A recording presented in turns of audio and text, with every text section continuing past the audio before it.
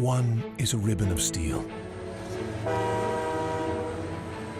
stretching 9,300 kilometers across our vast land.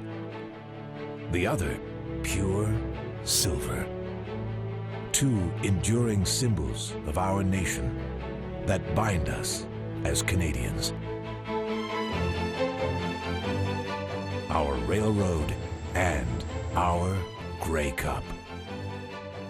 The Grey Cup 100 train tour, presented by Rona, brought them together in one historic journey of over 150 stops.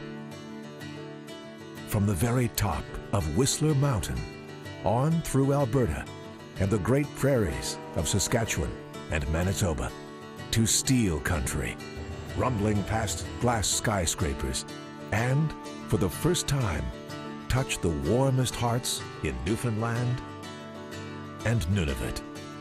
We lined up for hours just to see it, touch it, feel it more deeply than just at our fingertips. There were grizzled veterans of the game.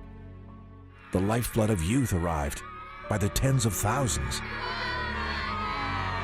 A son came to honor his father, the late Joe Woodcock, a member of the 1936 Grey Cup champion Sarnia Imperials. And a mother and son came to honor a lost father, Steve Rodahutsker's name etched forever on the cup. There were heroes, and there were adoring fans.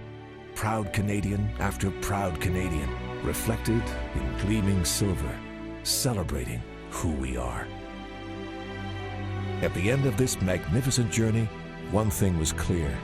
Tens of thousands came from across this land to touch the Grey Cup.